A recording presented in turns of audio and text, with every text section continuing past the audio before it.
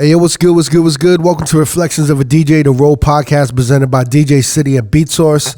I'm one of your hosts, DJ Crooked. We got DJ Never here. Yo, what up? We got Jamie the Great. Yeah. We got one of my favorite people on the planet Earth here, who has one of my favorite parties on the planet Earth here. I can't say enough about this dude. I love him a lot. I love his party. I went to his R&B and Ribs party for the first time in 2020. Right before everything shut down. And it was I remember that year, I said I wanted to start doing more good music, DJ curated parties. Because I was just always doing bottle service nightclubs. So when I did his party, it like literally changed like my outlook on DJing for a while. Because I've never seen a crowd and an energy that was just so positive and just welcoming and inclusive. It was like I can't explain it. It felt like I was at someone's backyard party, and it's one of those special moments. I won't forget it. I probably rate it outside of Everyday People's definitely my number one party, my favorite. Yeah. This is definitely number 2 or number 3 up there. Wow. And I stand by that. So we have and the party I'm talking about is R&B and Ribs. And the DJ guest that I'm talking about is Knowpa SLAPS. Knowpa SLAPS in the building. Hey. What's up, man? What up? What's up? How you feeling, man? You in Vegas? Yeah, feeling good. Just got in right now. Yeah. Yeah.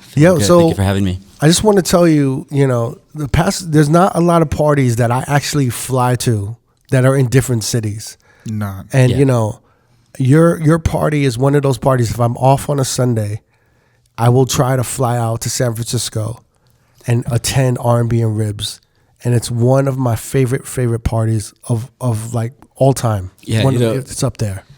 And that's pretty wild because it means a lot whenever I see you pull up, and it's just even more wild that you're not the only DJ that does that. Anytime anybody hits me up, like, yo, I'm gonna fly in to go to this. It's still taking me a little bit of time to get used to that. Crooked keeps bigging you up. He's like, yo, Nev, you gotta go out there. You gotta go to the party. So next month, I'm actually going to be in LA a Saturday. I'm going to fly out Sunday and come hang out Sick. to the party. Hell yeah. So hell yeah, dude. I'm going to see if all the hype is...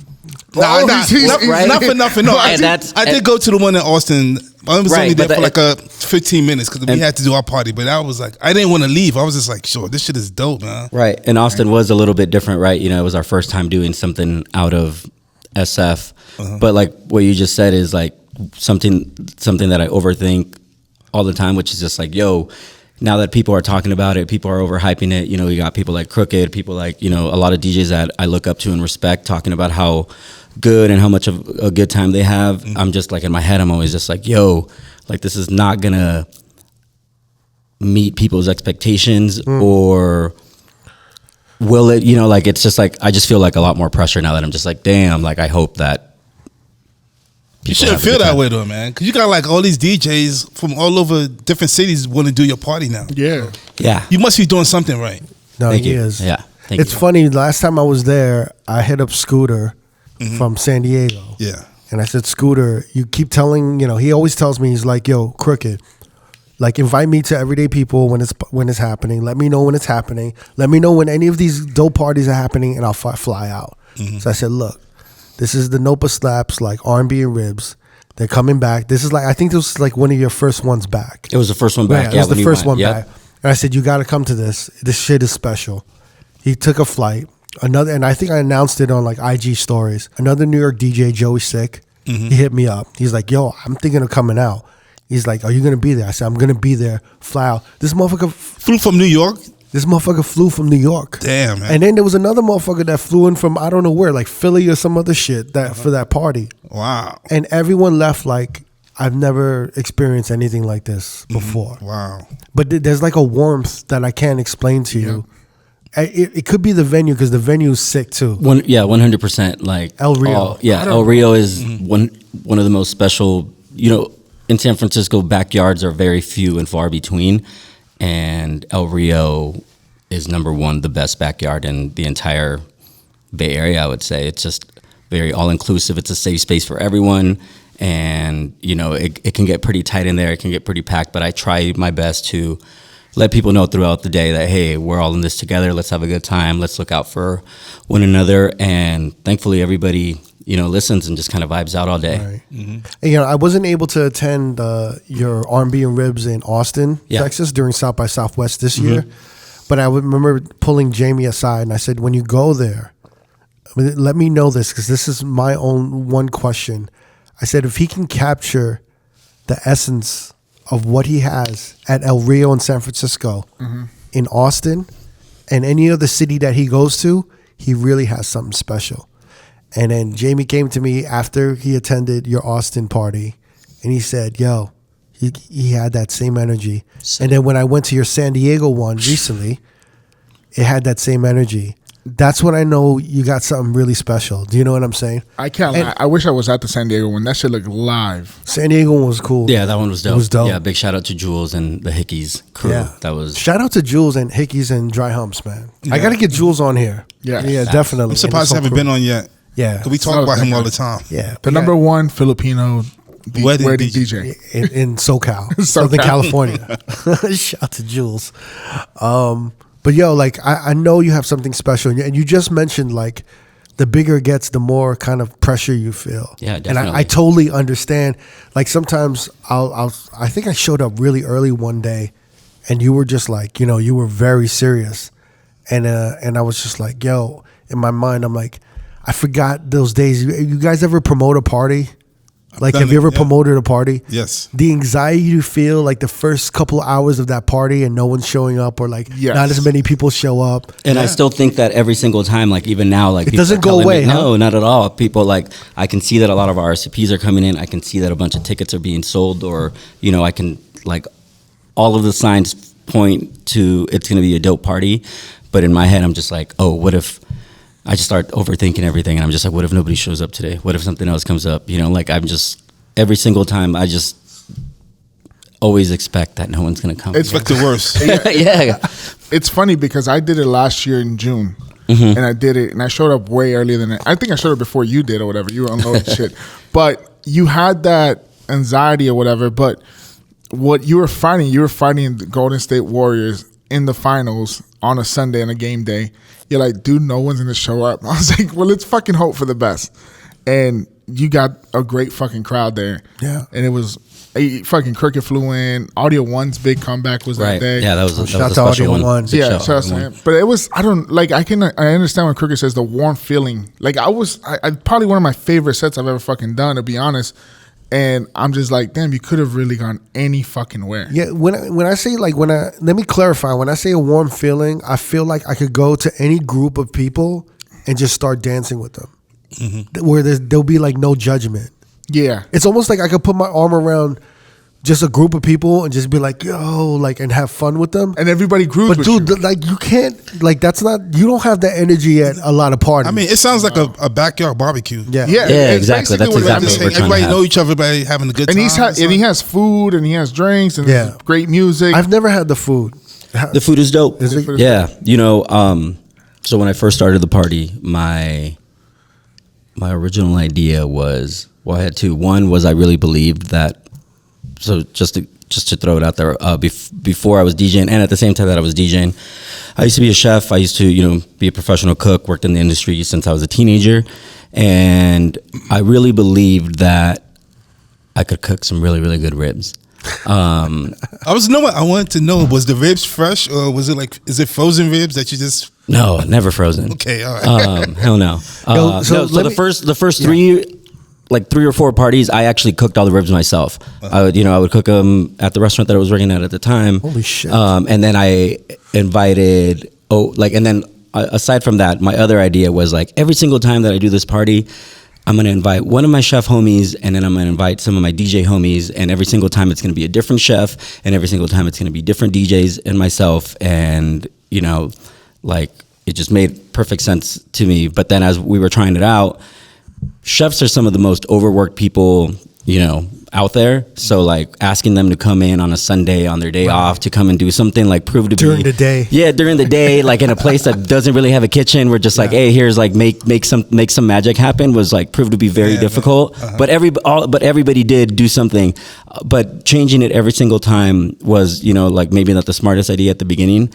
Once my chef partner, Eric, partner at the party, Eric got on board, like everything just clicked. Like he was all about it. His food is really, really good, really amazing. And once we had something consistent that was like, yo, I know that anything that you put on the menu this month is going to be like hella good. Once it just all clicked and I just felt like after that, like we just started being more successful. Damn, man. Are you always having to, like, do you think you always have to have ribs and everything? Like in South by Southwest Austin and San Diego, you didn't have ribs, did you? Oh yeah, there were. Yeah, for Dude, sure. I remember I went there for like 15 minutes.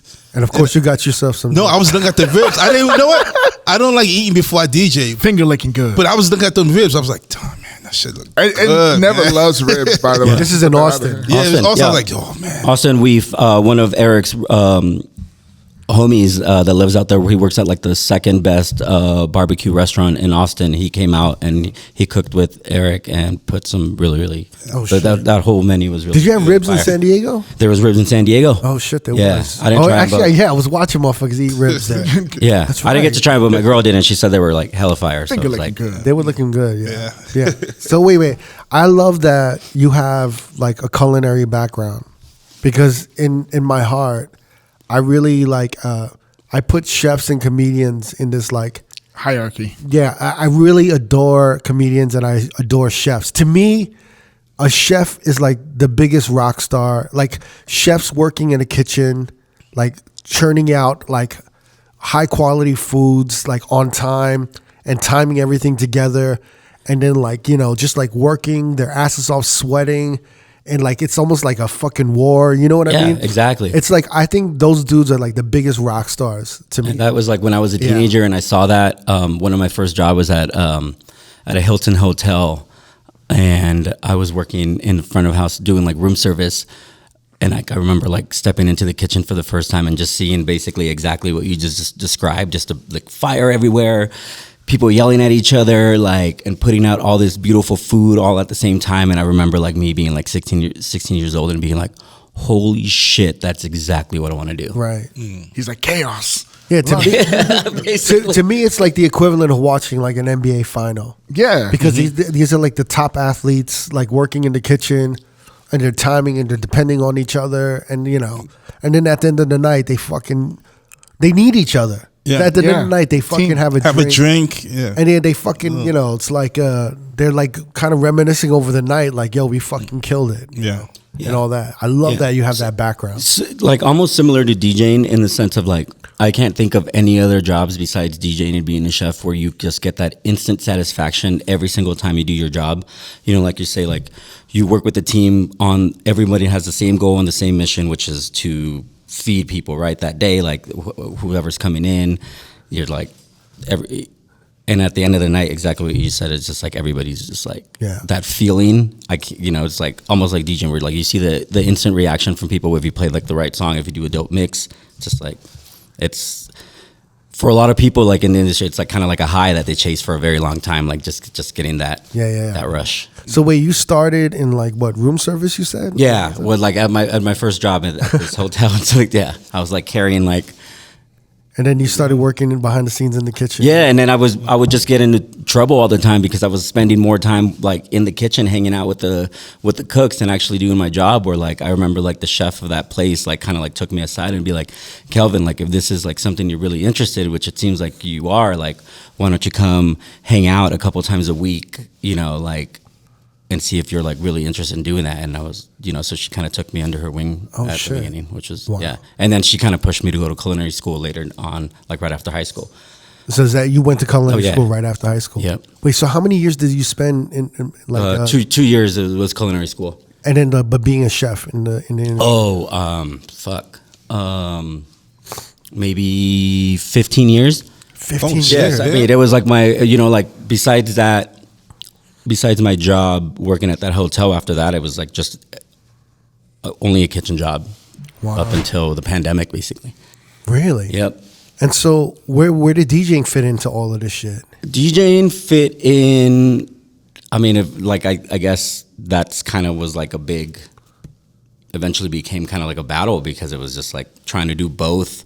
One of the a big reason why I left the industry was because like it's like the restaurant industry, being a chef is like it's kind of looked at like you can't, if you're a chef, you can't do anything but you know, be a chef. And I was like, yo, I have more than one interest. I can't, like I remember with the last chef that I worked with was like, yo, Kelvin, like you're eventually gonna have to choose what you really want to do. Right. And I was like, I don't want to choose. I want to do both. And he was like, nah, you like literally you're gonna have to, because it became like I was always asking for time off for gigs. I was always, you know, like scheduling wise was difficult. And it's like the worst time. It's the weekends. It's like the busiest. Yeah, time. exactly. Yeah, it didn't really work out. I have like nothing but good memories doing that, and you know, like obviously I missed parts of it. I think I missed the camaraderie more than the actual, like, I mean, I miss cooking, but like what we said, which is like that experience of working with people is just everyone like selflessly working on towards a common goal together, right?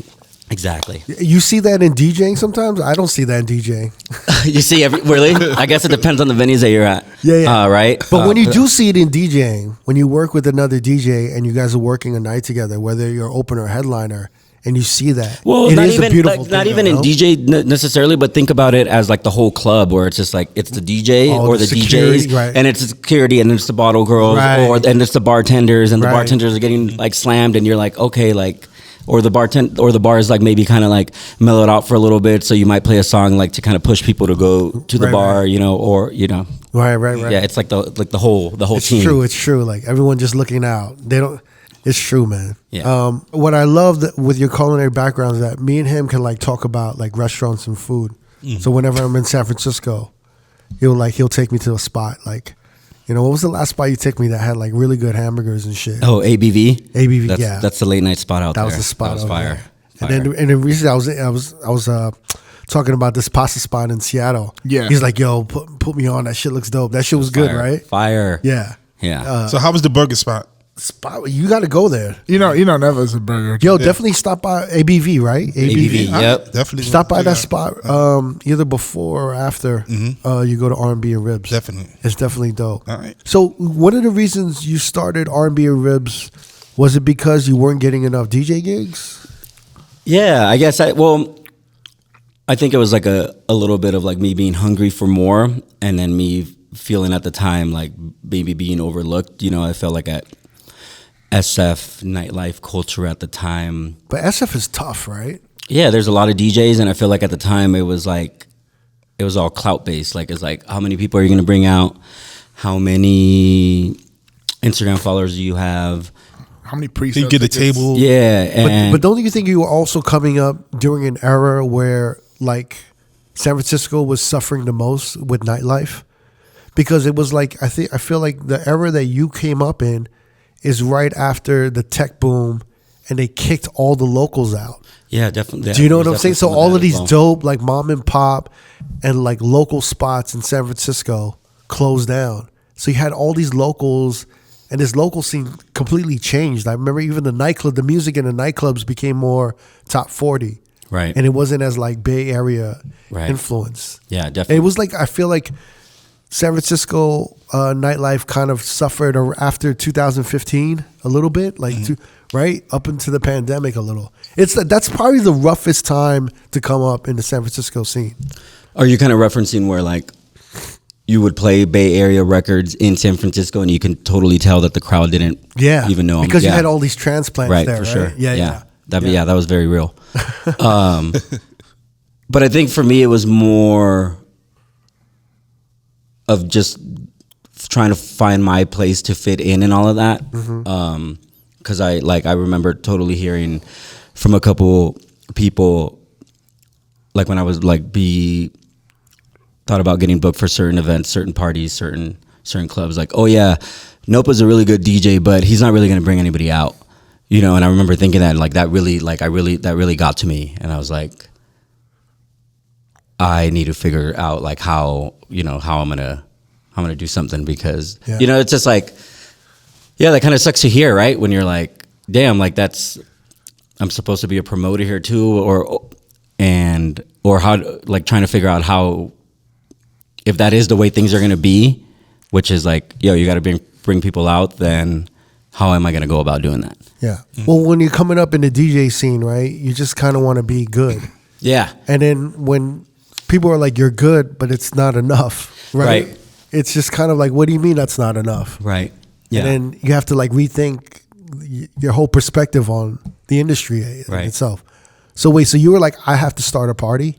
Well, I saw a lot of the people that were like in my close circle. Yeah. One of my homies, one of my good homies, had a really, really poppin' party that that I saw him build, and like it was like in this little like English pub that would have like fish and chips during the day, and then at night it would just turn into like a rager. Yeah. And I remember seeing him that, and he kind of like, I have to give it up to him because he really got in my ear early. What was his name? Mendoza. Mendoza? Yeah, Big Show Mendoza. What was the spot's name? Edinburgh Castle. Edinburgh Castle? Yeah. Are the fish and chips good? I never actually tried them. What? Yeah, because when we went, it was just like you would see the fish and chips menu on the walls, but like they weren't serving food. They weren't serving food, no, because there was no room, and it was just like a little. The DJ booth was not even the DJ booth. It was like a corner of the room where they just had like two shitty controllers plugged into like a really crappy speaker, but like it would just be lying out the door. Yeah. And he really got in. Like, one, I saw like how he had built that, and two, like we kind of eventually started doing a night together, like on a Thursday, and we would like sit and talk about how we were gonna like make this Thursday night poppin'. And I remember like we would also DJ, like just fuck around and DJ, and he was just like, all right, Kelvin, like, let me ask you this. Do you care about this nerdy ass DJ shit, or do you want to have a poppin' party? And I was like, I want to do both, you know? And he was like, because I want to have a poppin' party. And like this nerdy DJ shit, like, is just like not going to matter if no one's coming out to see what you're doing. And like, and the reality is that he was actually was a really good DJ. Like he would, you know, do his thing. But like it was really interesting to see his perspective of how that was secondary to, you know, making sure people were in the door. And then, you know, like, yeah. So I have a question. Like the Knowpa slaps I hear now at R&B and Ribs, and the way you DJ at R&B and Ribs, is that very, very different from how you spun, you know, pre R&B and Ribs? Were you more like technical? Were you more? I think I always wanted to like try to get some technical shit off, right? Because that's like what inspired me when I first started DJing. Was like the oh shit moments, right? And like, and I feel like, but you still have the oh shit for moments. Sure. And I feel very lucky because I think that, you know, that Ribs is a very like special place that like DJs kind of want to play because they know they can get some of that shit off the right, and the crowd actually looks forward to those moments. Like they know, like I feel very proud that the crowd at Ribs knows that I'm only gonna book dope ass DJs, so they kind of come to expect. There's that trust. Yeah, exactly. And you've like educated your crowd somewhat. Try to. I gotta say this, like I've never been to a party where like it's very, man, it's very special, but it's like this crowd allows you to do like these long transition mixes. Mm-hmm. Like they stick around, where you can like drop the sample, right? So like someone will drop the original sample, or they'll just drop some obscure, you know, song, and people will fuck with it, and they'll know that it's gonna lead somewhere, and they wait for the lead, and then they'll get the reward of the actual transition, and they'll blow the fuck up. But in most places, if you were a DJ, you'd have anxiety. Because you'll be like, everyone's going to leave. Yes. Because I'm playing like the original sample. Yeah. And I'm not even playing just like a snippet. I'm playing like a verse and a chorus or even more. People lose interest. But like it's one of the few places where I've seen like 32, 64 bar transitions, and everyone is fucking with it and they're like absorbing it. And I'm like, yo, he's actually making like these long transition mixes cool. Because usually these long transition mixes I relate to like house music, right? Where you kind of build it up, you break something down and you build up something else, right? And I think a big part of that And but you're doing it with open format, which I've never seen, and I've never actually seen a crowd like really so receptive to it. I've only seen it once. Because I'm such a quick mixer, right? I mix quick. I'm like, oh man, like I gotta hit them. That when I've been going to your parties recently, I'm like, yo, like this is a new way of DJing that I'm seeing that the crowd is like being receptive to. So now I'm like, I want to start trying to do like these longer mixes and seeing where it goes. You know? Well, I think that a big reason why that works there specifically is because it's during the day and it's on a Sunday, like, right? We're all kind of moving a little bit slower on a Sunday, just kind of vibing. Just like I feel like day parties you can kind of get away with trying more experimental shit. I can't lie, I fell victim of trying to like fast forward through a mix, and it was that first Careless Whispers into the. Oh, you're talking about your set at R&B and Ribs. Yeah. I fell victim to trying to get in and get out. And I was like, damn, I could have let that just... You're like, yo, you should let it roll out. And I was like, nah, I felt like I was bombing. You know, because the thing is like, if you have, as a DJ, if you have the balls to drop something, you have to double down on it. You got to sell it. Yeah. If you recoil and you get out of it, the crowd knows it's like, oh, you pussied out. Yeah. So I felt like I pussied out. I should have stayed in the pocket. But I was like, I was like, Cricket later on, I was like, yeah, you should have stuck with it. I was I know. Like if I play a song and like, I don't know, if I play like some new shit and I see the crowd's not receptive, I bring it back to the beginning and I talk shit on the mic and I try to sell it again. And if it starts to bubble a little bit, I'll play it again and I'll keep selling it till it oversells. But the last thing I got to do is like mix out of it. I remember I was hanging out with my boy. This is when Essence first dropped. And I was like, yo, I was like drunk. I was like, yo, play Essence. And it was like towards the end of the night. Yeah. And he played it and the crowd wasn't feeling it. And he mixed out of it. I'm like, dude, you got to double down. You just got to let that shit play and let them fuck with it. Because if you notice, when you play a song that people don't fuck with in the beginning, wait to the second verse, you'll start to see people vibe to it a little bit more. They're like, oh, fuck. I always call it like the second verse vibe. Like people all of a sudden just vibe to it. Yeah. And then you start pulling them in a little bit more. But yeah, you got to double down. Yeah. If you're gonna drop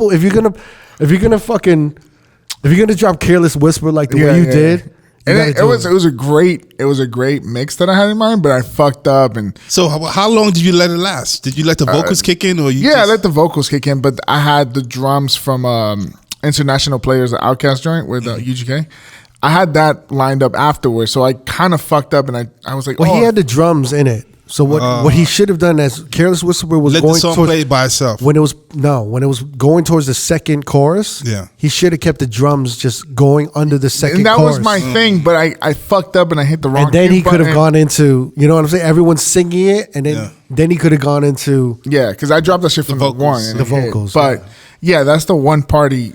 Outside of that, I seen there's a do-over clip going around with Jazzy Jeff where he used Shook One's original sample and he built it off of that. I think that's the only time I've ever seen it outside of Knowpa SLAPS party where the crowd is with the DJ and they trust him and like, yo. I mean, well, the do-over was that party back in the day. It was definitely that party. I mean, it kind of is still now. Yeah. But when it came out, it was just... Yeah, it was full force. It was something. Well, speaking of Jazzy Jeff, you're gonna have Jazzy Jeff. We got Jeff on Sunday. Pretty excited for that. That's big, huge. Did you ever think you would have Jazzy Jeff? You know, like I have a list of DJs that I'm like, yo, this is like, the dream, right? And like he's your wish up list. there, like the wish list, and like he's definitely number one. And I guess like once with the party picking up, I'm like, one day we'll make it happen. Yeah. I didn't think it happened so soon. How long have you been having the party again? Started in early 2018. Okay. Yeah. I mean, I'm curious, quickly, but how did you find out about the party? Because you were the one that told us about it. Yeah, so I didn't know anything about it. And then I think you reached out to me, right? I reached out to Book Crooked. What was it, by DM? Yeah. So he DM'd me. He said like... So I was listening to the podcast and I was just like, Crooked, all he does is talk shit about West Coast DJs. So I was like...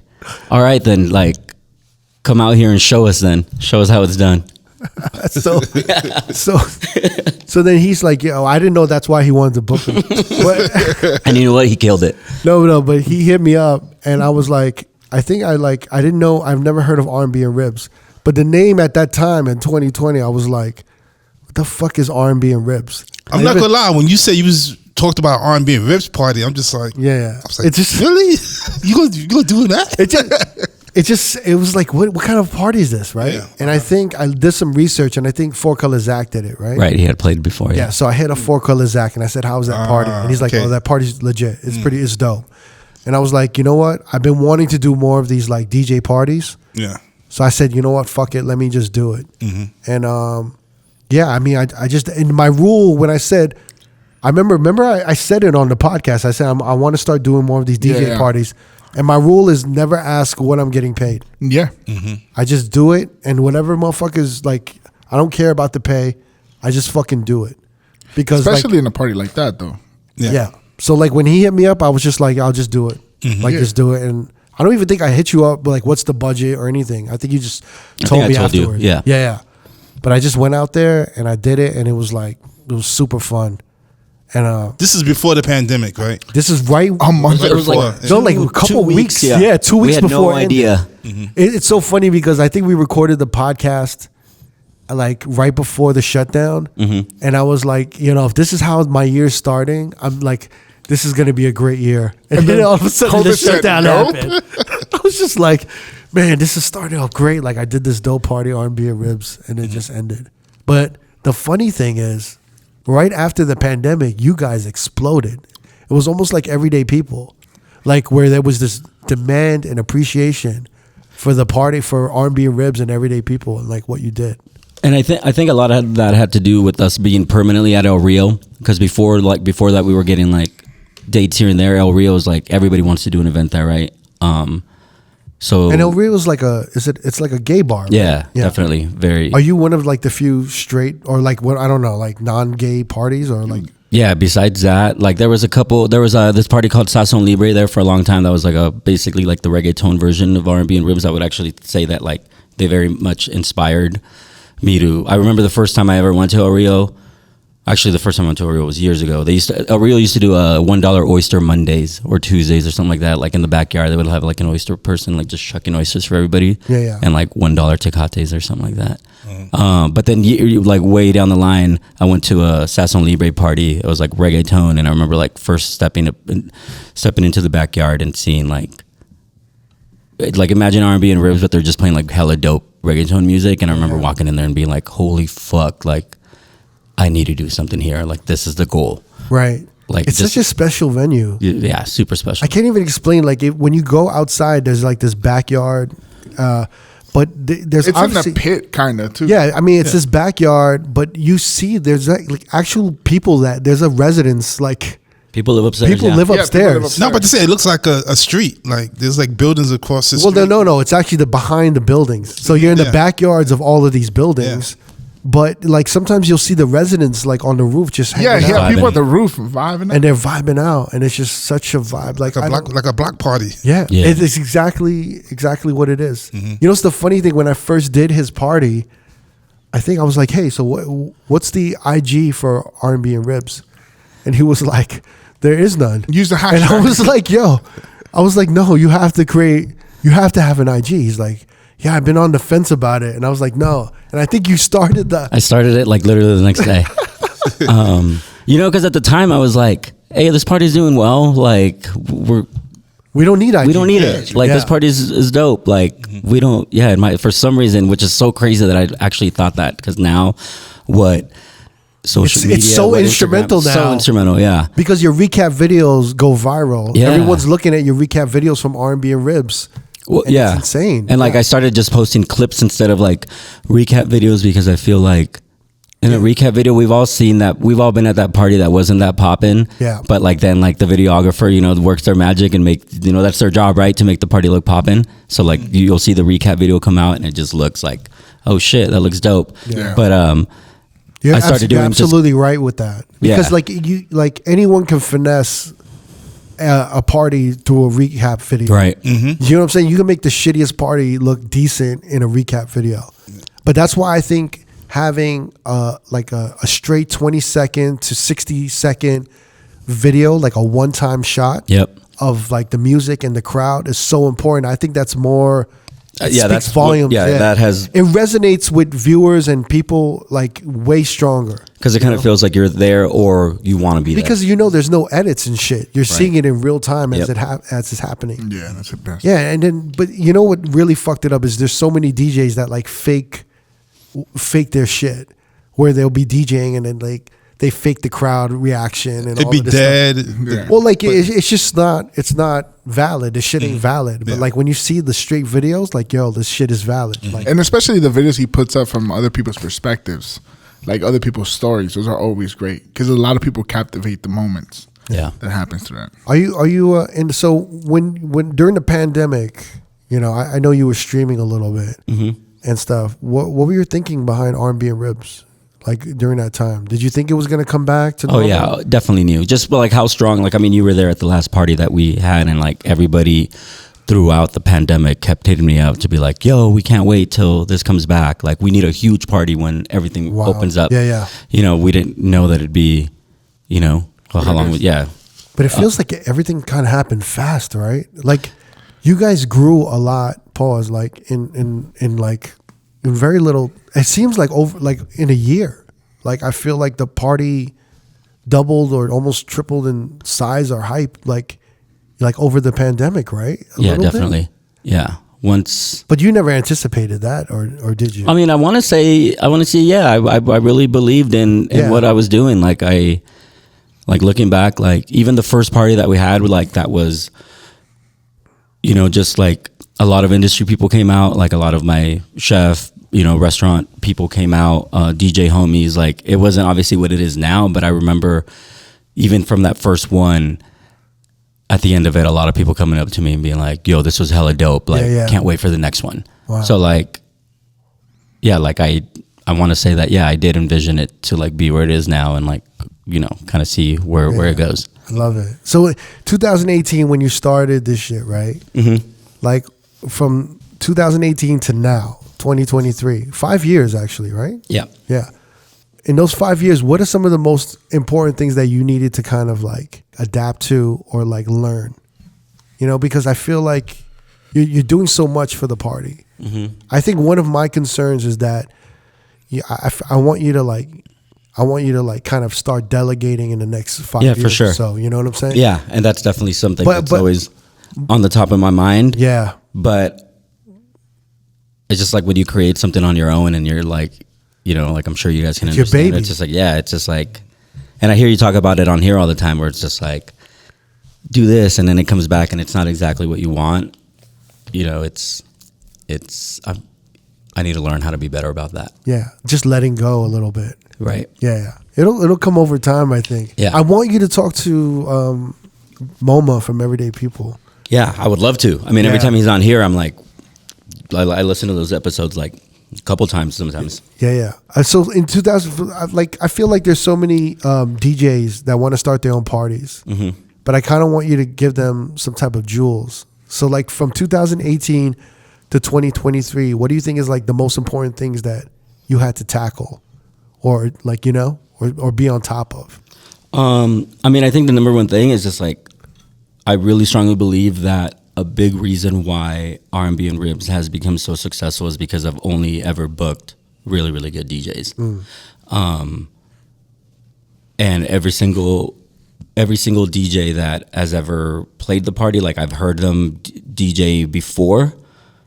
Actually, like Andy Uwops, who was the first one that who was on here a couple weeks ago. He was the first person that I have never heard DJ before, but like P-Dot, vetted for him, and I actually asked around, and everyone was like, "Yo, he's hella dope." Yeah. But besides that, like every other DJ, I'm like, okay, like I'm actually a fan of theirs first. Yeah, but then you also like rolled the dice with me. You weren't sure. No, I had heard you. I had heard you before. I don't think you've heard me. That was my question. I had heard you before as well. I don't know where, but I had heard you at Temple, like when you used to come and do Temple. Oh, really? Yeah, in the downstairs room. Yeah, I don't know where you used to come out for that. Really? I came out. I saw you come out. I saw you like twice. Really? You understand? I even went up to the DJ booth and I said, "Hey, I'm a big fan of the podcast," and you were like, "Excuse me, can I help you?" No, did I do that to you? I didn't do that, did I?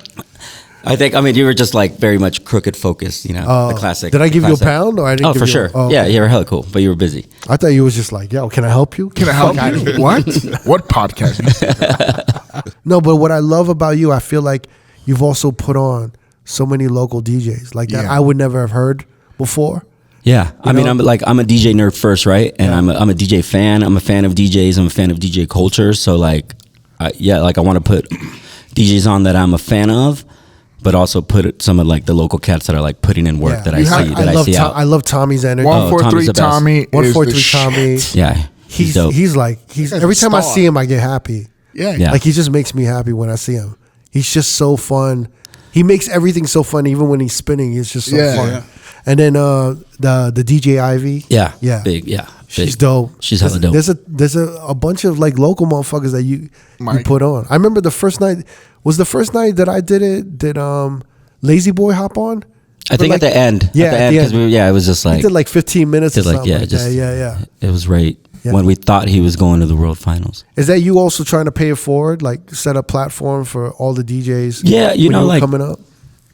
Definitely, and also like I really want to put on like obviously like some of the young locals, but also some of the DJs that I think that I like look up to and I think are hella dope, but maybe aren't getting the shine that they deserve. Like Spider Tech, for example, like he's like one of the best DJs out there, but I think like, you know, I it's really cool to see now him like starting to get like some more of the shine that he deserves. But like when we brought him out, like nobody besides like my DJ homies, nobody in that crowd knew who Spider Tech was, but they sure did as soon as he was done DJing, you know, and like I want to keep putting on, you know, dope DJs like that. And it's crazy, like you know, when we had like our little, like I don't know what we call them, like the R.O.A.D like recap awards for 2022. Oh yeah. Mm-hmm. Yeah, Spider Tech's the number one mix that everyone voted for was Spider Tech's live mix at R&B and Ribs. Yep. That was good promotion for you for a little bit, right? Yeah, for sure.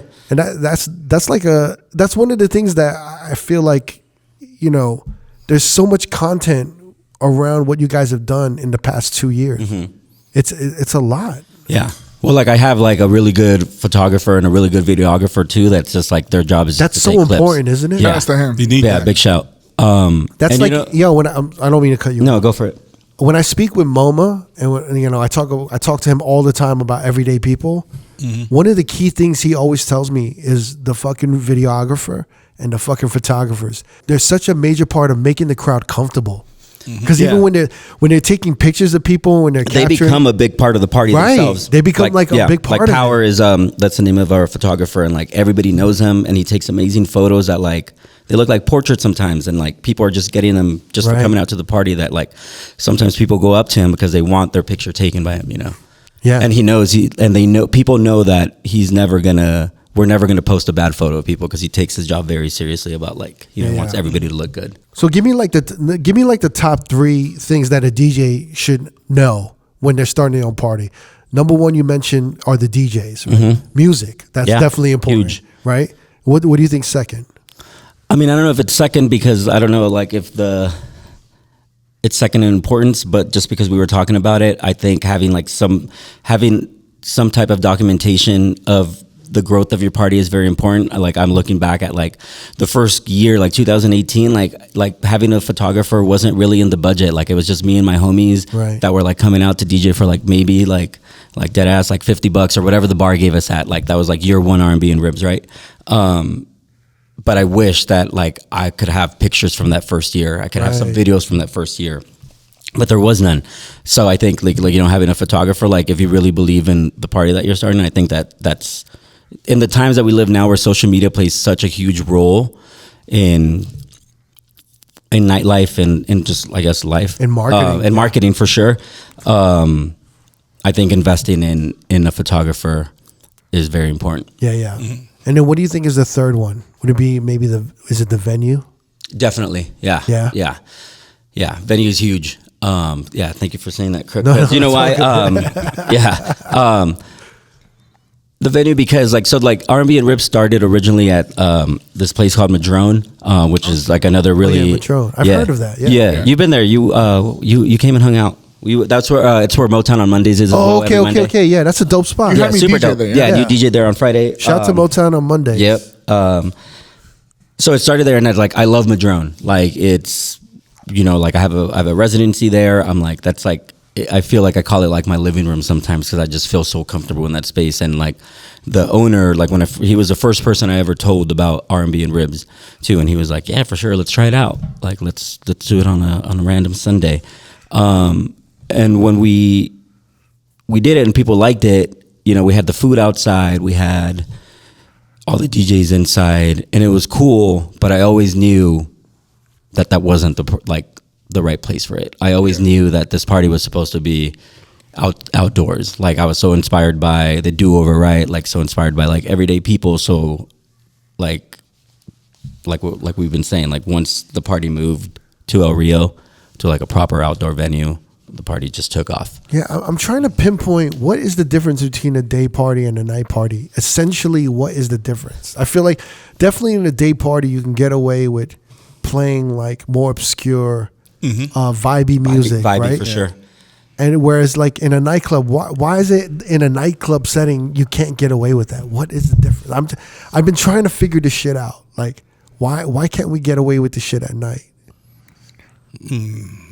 Maybe the people. We've been DJing a long time. I know, yeah. Maybe people are more choosy. What do you think it is?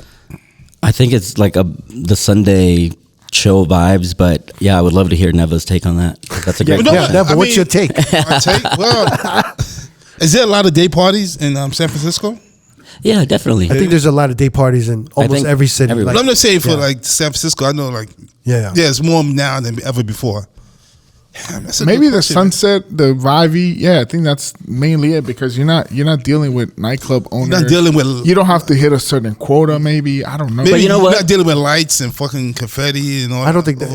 I don't think that's it. But even at Ribs, like I have to give it up to all the DJs because like whatever slot a DJ has, they always know kind of what to do. Like they're like, if you're like early, you're gonna play more of the vibey stuff because the reality is like as the day gets like, once it's like the last set of the day, people do want to hear more of like that nightclub kind of set. They want to hear sing-alongs. They want to hear they do want like some quick mixing. So like, and like you've noticed that, huh? Even like the vibey stuff won't be working as much. Maybe like really? Like later on in the evening. Also, maybe because people day drink and they're gonna get home at a certain time and get some rest before work day too. I think that has a lot to do. Like, let's just chill here and let's figure this out. Like, there's no real pressure. I don't know about that. Yeah, a lot of people like that. A lot of people like the day drinking and they still get home by 10. No. Yeah. They talk about the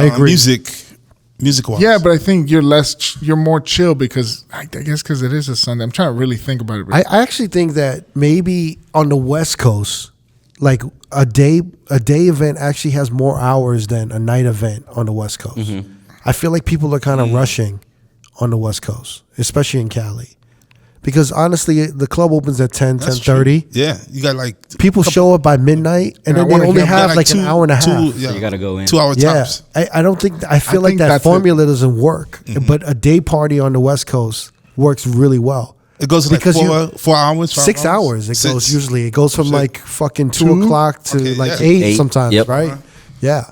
So I feel like it gives them more time to think you're right. Soak it in. Yeah. It also gives them time in the early side to appreciate an opening set, which is like a vibey opening set. Like, you know what I mean? Yeah. Whereas in a nightclub, it's just kind of like, yo, we ain't got much time. Let's get into it. You got to hit them right away. I need my song. I think that might be it on the West Coast. I don't know about the East Coast. New York yeah.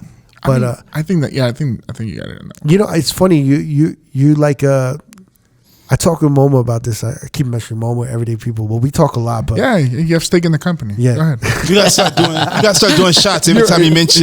You have stake in the company. It's like a shot game. Yeah, you have a stake in the company. Everyday people, and now R&B and Ribs. I know. Yeah, here we go. But I talked to them because you were just saying that towards the end, towards the night, like you got to quick mix a little bit more. Do you kind of like the way Momo like kind of organizes the DJs and organizes the whole day? He's meticulous about having like certain music at a certain time and knowing when to hit them. Yeah. Are you the same way? I take a lot of pride in the lineups that I put together, and I take a lot of pride in the way that I put the DJs together, and like it feels really good because people notice, and DJs especially, they come up to me at the end and be like, bro, the way you just had everybody, you know, the way the day flowed today was just, you know, so perfect. I got the first hour, you know, I was just like, you? So playing? No. Just fucking with. So how many hours each DJ? 1 hour. 1 hour sets? Yep. And then he has like 15 minutes. I usually start it up, and then just to kind of welcome everybody, and then so you're the first DJ? No, it depends on the date. Like the last one I did just because I wanted to get some people. 2 o'clock, right? We start at 2. Yeah, so maybe like 2 to 3, or like I'll play. But usually I play later on as well, and then I'll close it out as well. And then we'll have DJs 1 hour in between. But yeah, I put myself in a different slot every single time. Sometimes I headline, sometimes I'm on early, sometimes I'm on in the middle. But you have like 5-minute increment sets. Yeah, so like I have my laptop plugged in the entire time just because, I don't know, it just goes with my anxiety as well, I guess, just in case something happens. I'm like, bam, I'm still here, yeah. You know what? He's really smart because I've noticed, I've been to a couple R&B and Ribs. He strategically, and I could be wrong, but this was my thinking, he strategically plans himself in certain time slots where I think he knows he's like, I gotta hit them with this kind of music, or I have to hit them with this set just in case the DJ before me doesn't take it to another level. Am I wrong or right? Yeah, that's right. Yeah. Yeah. I noticed that. No diss to the other DJ. No, not at all. And it's not even like that they're not going in. It just might be like a different style. You might have to give them something, yes. Yeah. No, but here's the thing is that like someone might book me and they're like, oh, Crooked's high energy. But then if I'm doing your like R&B party, it might be my, like I talk with a bunch of DJs about this. It's like people expect a certain energy from you. Like I think last time you saw me, like I wasn't on the mic as much. I know. I was concerned. Clear. But not enough motherfuckers but like today. Yeah, but if I'm doing like if I'm doing a good music party, sometimes I want to play certain things that I don't get to play. But those songs that I choose to pick for my set might be super chill and obscure. So like there's this DJ who's like, I'm going to take this hour slot to be really obscure and really kind of go deep. But he might be like, look, that's 5 o'clock. That's not what he wants from you. We need to get this popping. So at like 6 o'clock when he gets on, he's going to give himself a 30-minute to be like, all right, I'm going to amp this shit up a little bit. Yeah. So the DJ after him knows it's time to go. Okay, we're going on this energy now. Right? Cool. Yeah, definitely. Right? Okay. So you know when to plant yourself in a little bit, or you just. I mean, and it goes back to knowing every single DJ, like hearing them before, you know, like being a fan of their style before, not just booking somebody because you heard they were dope or they have this many followers, or you know. Yeah. Who's your favorite DJ right now? Like, great question. Like Ivy, I'm a big fan of Ivy. Yeah, like she's really killing dope. it. And she's got swag, and she's just like, she just plays the right shit at the right time. And then like Sean Looney, I don't know if you guys have heard of him. Sean Looney's a great guy. Yeah, super dope. Sean Looney's a great guy. Yeah, I met him. You know, we hang out. He's a great guy. He's great. Yeah, shouts to him. He pulls up all the time, and he doesn't drink, so he just stands in the corner and just watches. Very nice time. guy, though. Nice guy. I always loved like in R&B and Ribs, like in the back behind the DJ, there's you know everyone's a DJ behind them. Yes, everybody. Because everybody's checking you out. Yeah, but sometimes you have like, you know, like 10 dudes, like, and they're just all kind of like, see what you about to do. What you about to do? Yeah. I can't lie. They all got that energy, and I fucking hate that shit. I hate that shit too. Don't you hate that? Yeah. I can't lie. I was so nervous on mine because Espinoza was behind me, you were behind me, Audio One was behind me, this motherfucker, everybody was there. I was fucking nervous. Yeah, but like that's why if I know I'm gonna stand behind a DJ, I have to be somewhat reactive. Like you can't just stand behind a DJ in the DJ booth and be like texting and acting like and judging every song and making these weird reactions like that was pretty good. Because you know what, you're gonna ruin the videos. Yeah, you're gonna ruin the, you know. Not only, but the people can see the shit. Like the crowd sees it, and like it kind of affects the energy when they're like, "Oh, this is dope," and then like, but the guys in the back aren't feeling it. So Cricket usually goes to that one cut in the staircase to the left of the stage. That's where you be. Yeah, I don't want to be seen. Yeah, usually down there. I don't want no one to see me. Yeah, I actually like the plans. I like being like off to the side. But that's anywhere. Like if I go to any club, I just really want to be in the darkness and listen to the DJ and just like enjoy myself. Even if I'm like, yo, this set is amazing, or even if I'm like, yo, this set is horrible, but like, you want to be in there. I want to be alone. I want to be with my boys, like off to the side, so no one can see us like laughing or whatever. Talking shit, yeah. By the way, I saw that you put a restricting line on the stage now. You noticed that? Yeah. What is that? Remember, it's like a, what do you call it? A stanchion? Yeah. You put a stanchion up on there. We're trying it out. Like. It's too many randos. Yeah, and people basically can come up to the DJ. Yeah, and it was as we've gotten busier. All of a sudden, it's like, wait, there's like more people that I don't know up here than I know. And I was telling my boy, we're just like, yo, I feel like a stranger at my own party. You know, it's like what happened one time when it was just hella busy, and he was just like, well, we need to do something about that. So we tried it out, and I think it's cool. But I was noticing that it does make. It just changes the whole vibe. Like even though it's just all it is this one little rope up there. Yeah. Just that. Like I don't know if I like it yet. If we're gonna maybe put things on the floor that says keep off. People don't listen. Yeah. There's signs on the speakers that say. Don't step here. I think that's worse, right? No, because you can't see. Because you can't see it.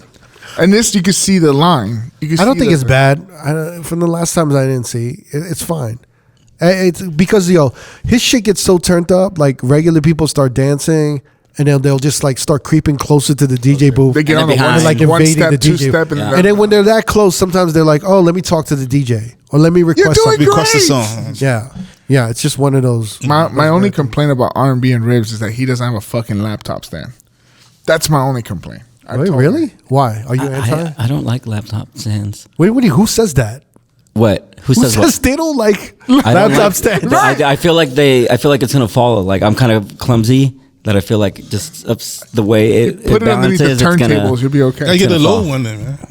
I don't like it. I didn't like it because we're not the tallest guys here, but you have to like bend over and like. But you know what? We're not anti. I don't use one, but there's been DJs that have brought laptop stands before and used it. You don't have to be like type you in. He's like trying to be PC about laptop stands now. Like he just said, I don't like Asian people.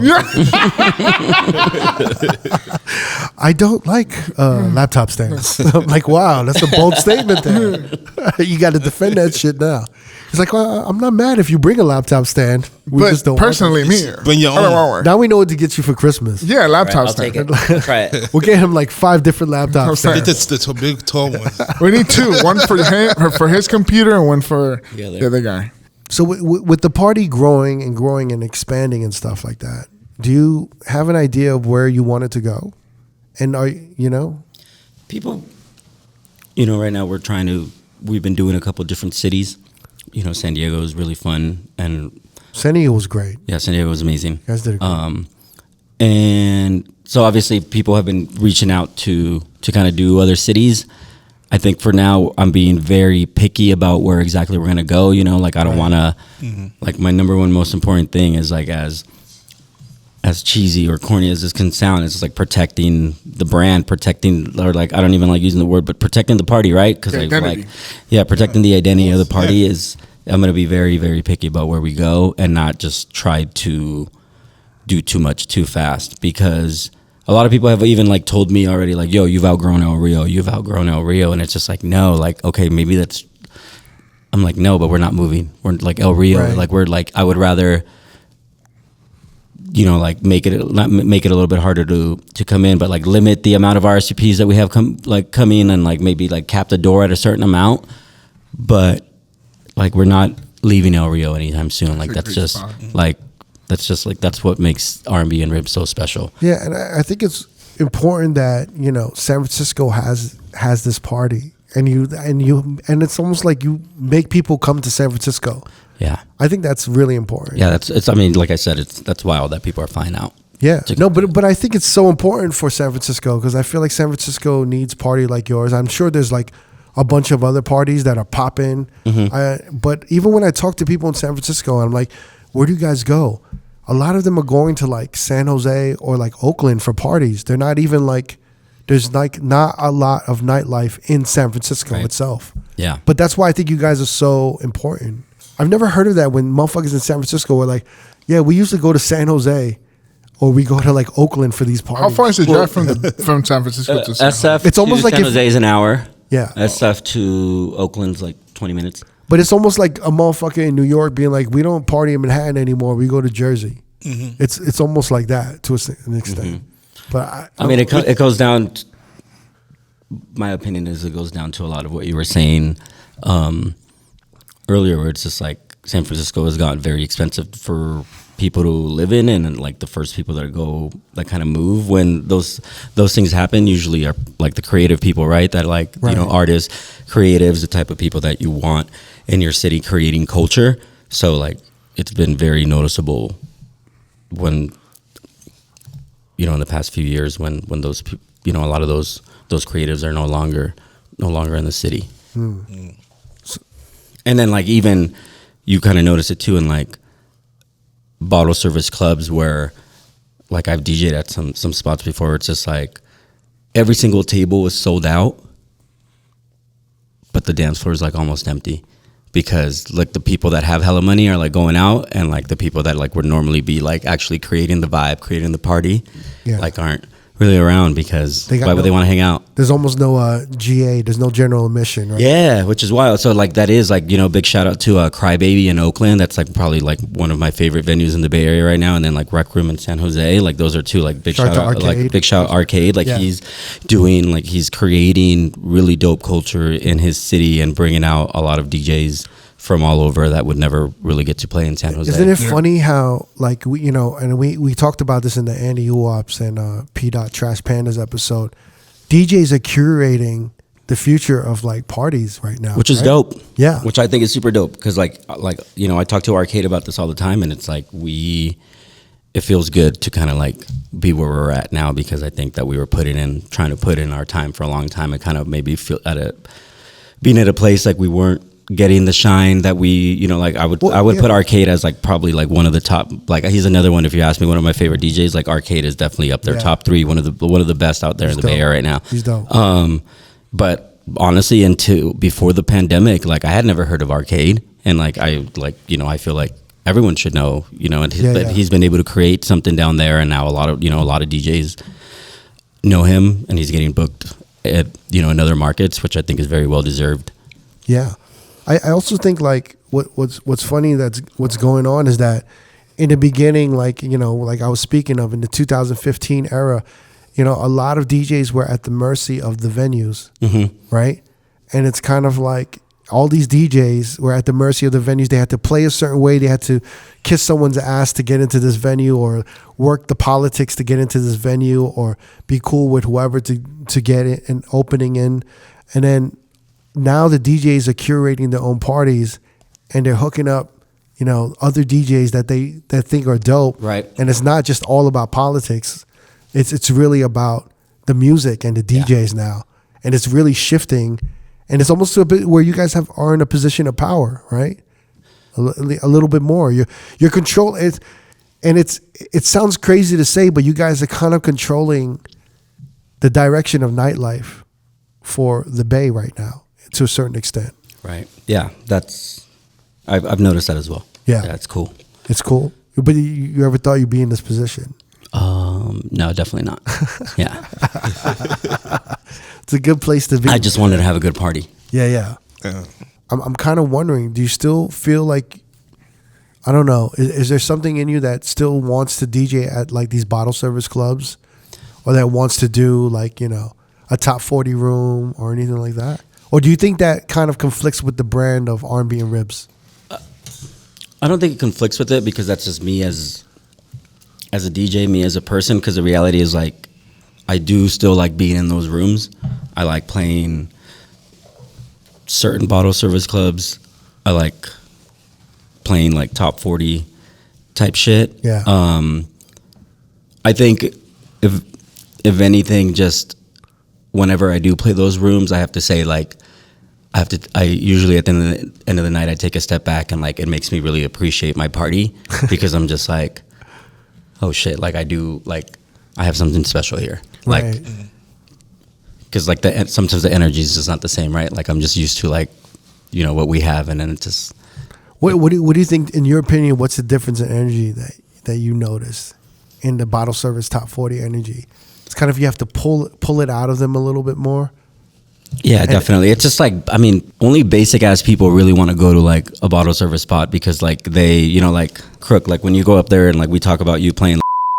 Yeah, it's like we see that room, right, and it's just like it's like the people that like they searched on Google what's popping, they don't know like what the dope places, what the dope parties are at, so they're like that's what they have, and right, and that's what that place and like that the service that they're providing is for.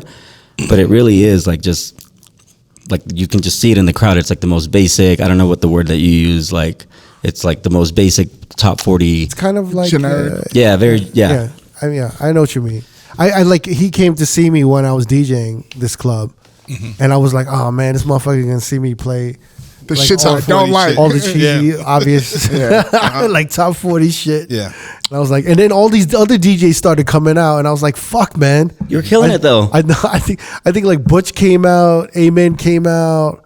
Like Espinosa. Yes, but I was like, yo, fuck, man. I was just like, dude, like everyone's coming out to see me fucking play all this, like for this. You can't play the cool shit. You got to play like the. I was just like trying to get any type of reaction and get people like dancing and like wilding out. You know, I'm on the mic just being a fucking fool. But yeah, he's over there, and I'm just like, oh. And you actually stayed longer than I thought. You know, I was like, because you were killing it. You made me stay. You did your job. Congrats. And he was just like, he's like, damn, Crooked ain't drinking his comp bottle. I'll just finish all this whole shit. Help him out. That's why I stayed. See, I knew that's why. Yeah, that's why. I was gonna say, I have about a year and a half ago, maybe a year, a little bit over a year. You were talking to me about a club that you were trying to break into, and I was already in that realm of that club. And you're like, yo, like, you've done it before, right? I was like, yeah. You're like, what is the rate that they give you? And I told you the rate. And you're like, they're offering me. And I was like, you're fucking crazy. Like, don't take that. Like, you already had R&B and Ribs bubbling. Right. I was like, how dare you disrespect yourself and your branding at that point to take that just to go into that club? Right. At what point did you hit yourself in the head? You're like, wow, I don't really need to fucking be taking this low of a fucking budget to break into these rooms, knowing what you have. You know, honestly, I think only until very recently. Was this before or after your party? No, this is like a year and a half ago. Oh shit! Yeah, you know, but like I was always just like, oh, there's certain rooms that I'm trying to get into, right? And it's just like, okay, do I get my foot in the door? And then I'm like, okay, after I do a good job, and then that can go up in the future. The money. Yeah, exactly. But there was no renegotiating at this type of place. Yeah. And yeah, I think it was just more like me, even as much as a year and a half ago, like I'm just a natural overthinker of everything. So definitely a year and a half ago, I was like, okay, like R&B and Ribs is doing good, but like the party was still like every other month. So it was just like, what was I doing in that? Like once the party comes around, it's cool, but what I still want to do. Yeah, because I remember I was yelling at you. You want to stay busy. You want to do other spots. Right. But I don't know, that club just didn't fit what you are. Like, was it a Mondrian bar? Mm-hmm. That fits you. Some of the Commonwealth fits you. I think the problem. But this club, hold on, Kirk. Yeah. But this club just didn't fit Knowpa SLAPS. It didn't fit me even, to be honest with you. But that club just didn't scream Knowpa SLAPS to me, especially for that disrespectful rate that they gave you. I was just like, I don't know if he sees what he has so far with this. You already had done the party by this point, and you already had brought the party back from the pandemic time. Right. So I was just like, do you not see? You're not just a regular, Joe here. Like, you are actually more than that rate.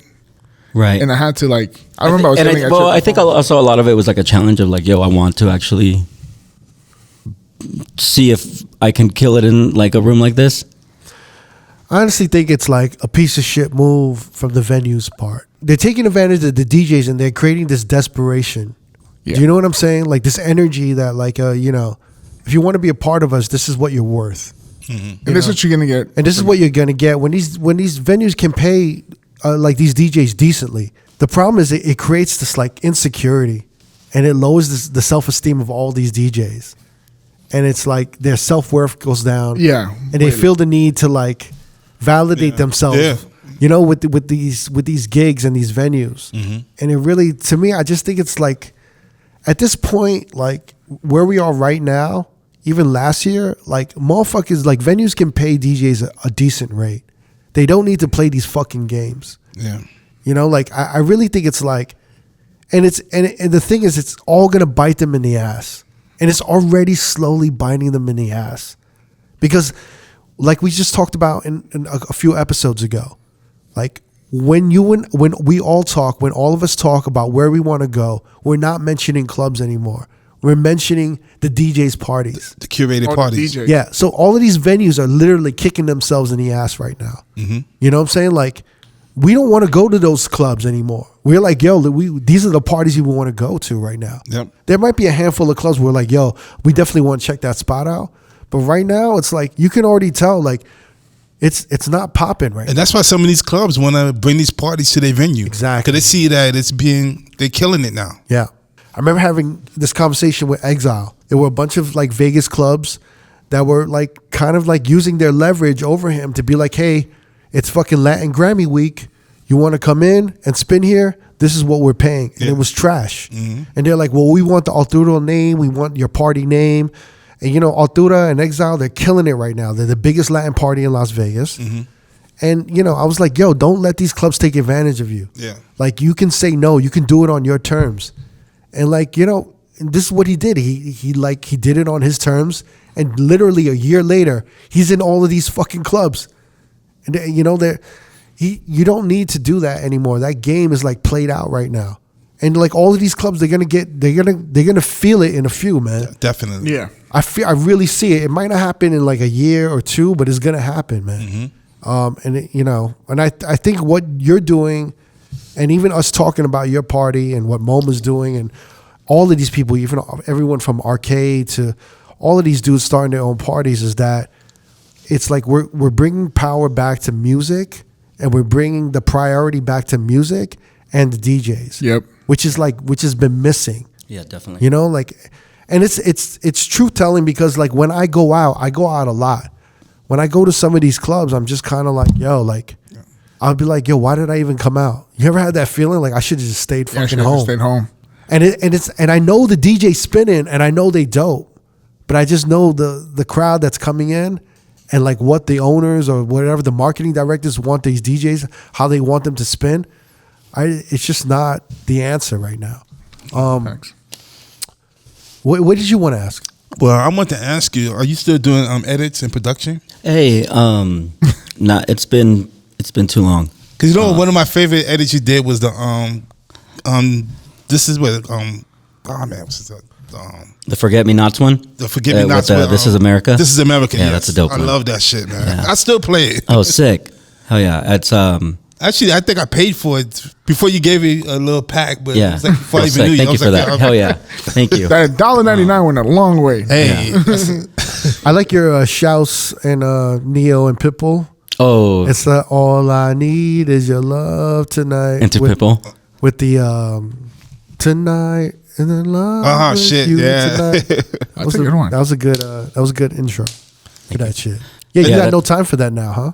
Unfortunately, like I need to make time, because like a lot of people, it's cool to hear like from you guys, but a lot of people do still hit me up about them. Like when I was first starting to make edits, like that's how I was able to get noticed by other DJs, get some bookings at the beginning, was like, you know, the edit game, which I really enjoy, and I was like, just haven't gone around to it in a minute. Yeah, but I need to make time for it. another joint you sent me up, and I've been playing it a lot more recently, was on Midnight Express, Danger Zone.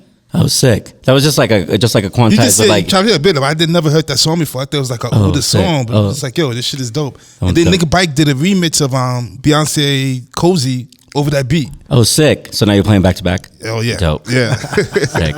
Big shout, Nick Bike. yes. Shout out to Nick Bike. You know, the thing is, it's tough because you see like your homies, right? Mm-hmm. You want them to work. You want your fellow DJs to work. Yeah. And then you see them so desperate that they're willing to like lower themselves you know, to some of these rates or some of these, like some of the treatment they even get at some of these clubs. Yep. Even, you know, it really like gets in your skin, and you gotta tell these motherfuckers like, yo, like, you know, like you're worth more. And you don't have to fucking play their game.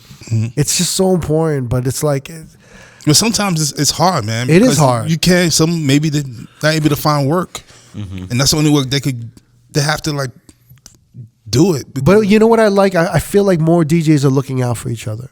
In certain cities more so. Like when I see certain cities like thriving more than others, usually the DJs are more united. I noticed that. You've noticed that, right? Yeah. In other cities where they're not united, it's like cutthroat. And it's like, you guys don't get it yet. You guys got to get united. And the second you guys get united, everyone's money's going to go up. And you guys got to start looking out for each other. Yeah. But I feel like in the Bay, you guys have like a really good, and I could be wrong, there could be like more internal beef and all this bullshit going on. But I feel like from the outside looking in, you guys are looking out for each other and you're supporting each other a lot more than certain cities. Yeah. You know what I'm saying? And I think that's important, and you guys are setting a precedent, you know? Yeah. But yo, Knowpa, it's a pleasure having you. Thank you guys. Yes. Oh, yeah. You know, I love your party, R&B and Ribs. We love you. We got a lot of love for you. We're so happy to have you on here. Finally, I wanted to have you on here sooner, but it seems like perfect timing. And thank you for having me, guys. Yeah. And thank you for all the work that you guys do. I know that there's hella shit that goes into making this happen that a lot of people don't see. So I mean, stop it. Nah, man. But yo, I can't wait to go to the next one, bro. Yeah. pull up. All right. Yeah. When's the next one in July? Every second Sunday. Was it the 8th or the 9th, I think. 9th? That's the one you're gonna go to? Yeah. Oh, sick. That's going to be a sick ass lineup. Yeah. Can you announce it? Nice. No, But- actually, I don't want to announce it because By this I even point- told the DJs that we're not announcing it. Okay, tell us off camera. Oh, it's gonna be like last minute? Yeah. Oh shit. Just because the last thing I've always, or what I'm afraid of is that just a bunch of DJs are going to pull up and just like be there with their arms crossed and like just kill the vibe. I mean, good luck on Sunday. You have Jazzy Jeff, and by this point, That's gonna be crazy. That was so big that you couldn't do it at El Rio, right? Yeah. And then it sold out 2 weeks ago. Wow. So Damn. like we could have easily, like a lot of people have been hitting me up. I'll text you when I'm in the done. front. Is this your first sellout? No, well, like the way that we do it at El Rio is we do like maybe I should have talked about this earlier, but we do a free with RSVP for the first hour, and then and that's how I can kind of gauge how many people are going to come, and then that also gets people in early, Right. and then it's usually like packed in the first hour, and then it's super dope because even the first DJ, even if you're the opener, you're playing like, you're able to go in, people are vibing with you. So this is one of the few ones that we actually did like hard tickets for. Oh, hard ticket sales. Yep. Oh wow. Damn. I thought you guys always did like kind of hard ticket sales. No, we do RSVP to kind of keep those people like up. Like it's the way I see it is like, hey, if you want to pull up and maybe you don't got that much cash this month, just come in the first hour and then you'll be good. Right. Still cares about That's the dope. people. That's Yeah. dope. And then you're at like a bigger venue, right, for this one? For this one, yep. It's What is it, like double the size or? We could do a few hundred more. Wow, that's dope. Yo, man, Knowpa, congrats! I can't thank wait you. to see R&B and Ribs, like what y'all do in the next 2-3 years or 5 years. Thanks, guys. I'm really happy for you, man. Every second of every month. Every second Sunday of every month. All right, Every second Sunday of it. Knowpa slaps R&B and Ribs. Thank you. Hey, thanks, guys. If you want to watch more episodes from R.O.A.D Podcast, click either links on the left or the right. Don't forget to subscribe to our YouTube page and get updated on new uploads throughout the week. Peace.